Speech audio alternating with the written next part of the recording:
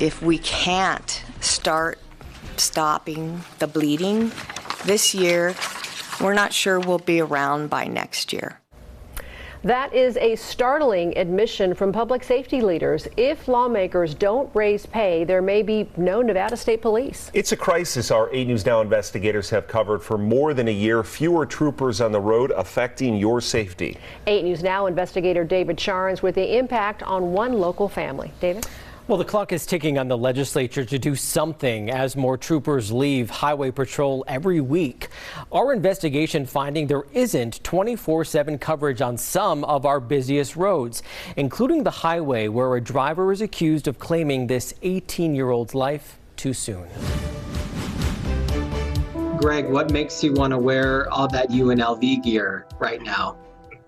My daughter. Greg and Alexandra Johnson's pride for their 18-year-old daughter, Kat, beams brightly from halfway across the country in Tennessee. One thing they can never take away from me is that I'll always be a UNLV dad from now on. Kat came to Las Vegas to study computer science and coding.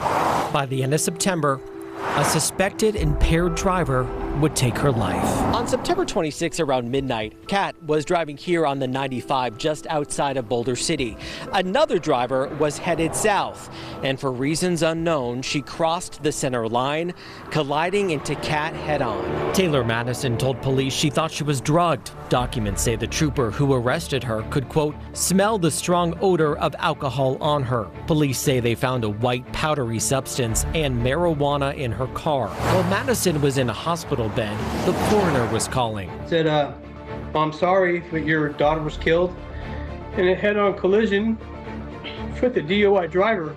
The crash happened at 12:33 a.m. on a section of road in the jurisdiction of Nevada State Police. But records the 8 News Now investigators obtained show Boulder City Police arrived first at 12:41. Its firefighters were there 2 minutes later at 12:43. The first state trooper arrived at 1:14, nearly 45 minutes after impact. You're going to be waiting. Wayne Dice is a spokesman for the Nevada Police Union, which represents Nevada State Police, a force with fewer people to its name every day. We're having a problem with people being able to respond to crashes because we don't have enough people. Last year, the 8 News Now investigators reported the shortage was so bad, there may be as few as 3 or 4 troopers patrolling the entire Las Vegas Valley overnight. That means troopers are going from stop to stop, crash to crash, where every minute counts. That's our responsibility to show up and make sure that we control that scene and start that investigation, make sure it's all safe for everyone.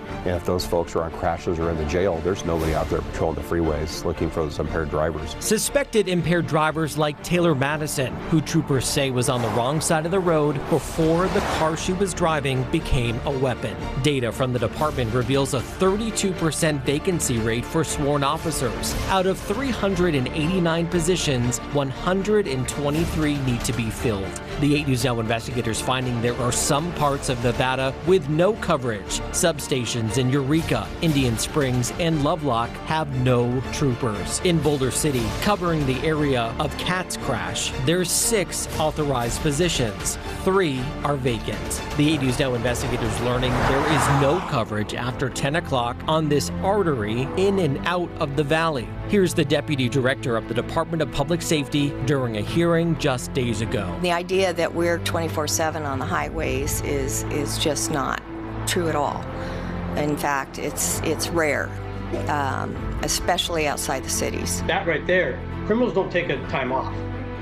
Drunk drivers don't take a time off. The crisis, the union says, is a product of Nevada's own making. State troopers make on average 24% less than other police departments. Raises hopefully ensures retention. Republican Governor Joe Lombardo wants to close that gap. His proposal would give state police a bump, but starting this July, more money will be taken out of their paychecks for retirement, nearly 30% of their salaries. State law requires state employees pay their own retirement benefits. Do you feel like Nevada is failing you? I don't know what's going to take for the legislature to understand this. I hate to have one of their family members be killed by a DUI driver, and that's what finally tips the hand for us to get some help, and it shouldn't take that. Every day is hard, and it doesn't get easier. The Johnsons believe their daughter died seconds after the crash. I honestly did not realize that it took NHP that long to respond. They question what happened in those 45 minutes before that trooper arrived, before the investigation into their daughter's death officially began. I understand that maybe they deal with this stuff on a daily basis, but that's my only daughter, and I can't get that back. Tonight, Taylor Madison is out on bond, a bond higher than a judge initially set. About 2 months after that crash, a judge found her out of compliance and tripled that amount. She is out of custody now on $150,000 bail. I'm David Charnes, 8 News Now.